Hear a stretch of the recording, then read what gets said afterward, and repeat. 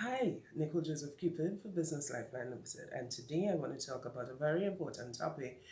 It could be somewhat touchy for some, but very relevant to the success of persons in business. The topic today is why Afro-trinis seem to struggle more in business. Let's take a little look at the history, because our history very often informs our future. Afro-Trinis would have been booted from a culture of slavery in the West Indian um, sphere. And of course, we all know how it happened. At some stage, society recognized, listen, what we're doing is unacceptable. And slaves were liberated. Um, and I very often question how liberated they were because here you have these people who are now uneducated.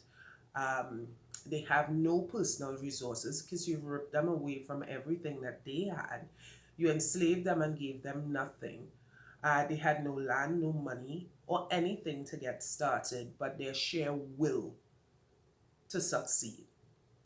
And for some, and that be very few, that will was able to, help them pioneer and lead some of the others through. But it still remain a very small percentage compared to other people who weren't faced with the same circumstances. As an Afro-Trini, I am sure you can identify when I say to you, your parents often teach you, listen, get a good education so that you can get a good job. That is the success part that most Afro-Trinis pass on to their children because that was the part of success that worked for them and that's the part that they know. It is very normal for us to teach our children what we know. So many Afro-Trini children would not have been exposed to the potential of success in entrepreneurship because the previous generation would not have known about how to be successful in business. They would have taken the route of being successful through education and working for others. And there's nothing wrong with that. But we must appreciate the impact that it has had in terms of our success in business.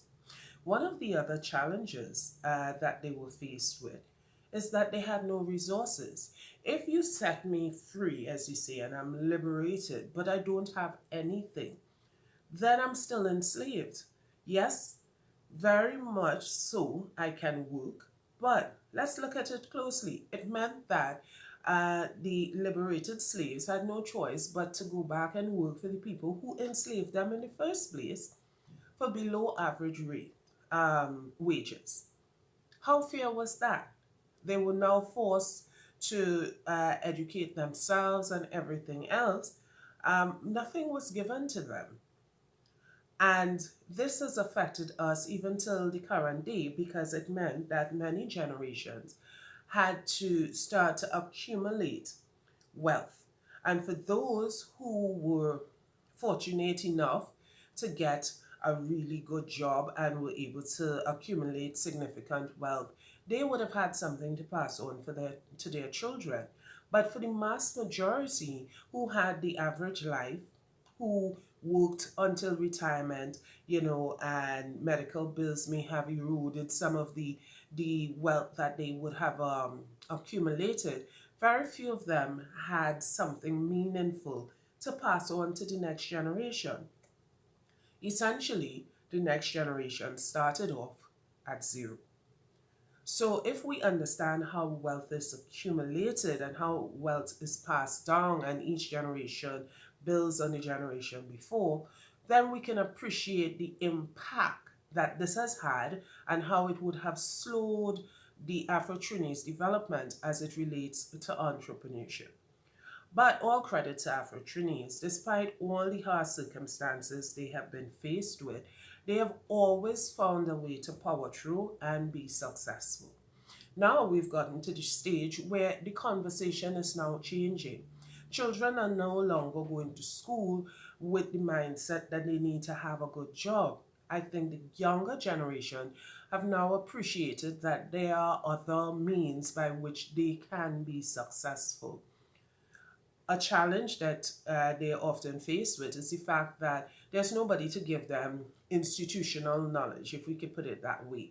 And what I mean by that is that because no one very often in your family or close circle has been successful in business, who then can you turn to get advice? So then you're forced to navigate through trial and error. Business Lifeline says, let's change the conversation. Let's start to focus on our strengths, that will that we have, and do the things that we need to do to compensate for our weaknesses, so that we can achieve the potential that is available to us, right? Give us a call. We have many programs for the youths, for adults. If you have any interest at all in business, give us a call and let's help you get started. You can contact us at 235-4255. Check us out on the web, www.businesslifeline.tt, or you can stay tuned to all our interesting activities and information via Facebook, Instagram, or LinkedIn. Have a lovely day from Business Lifeline Limited.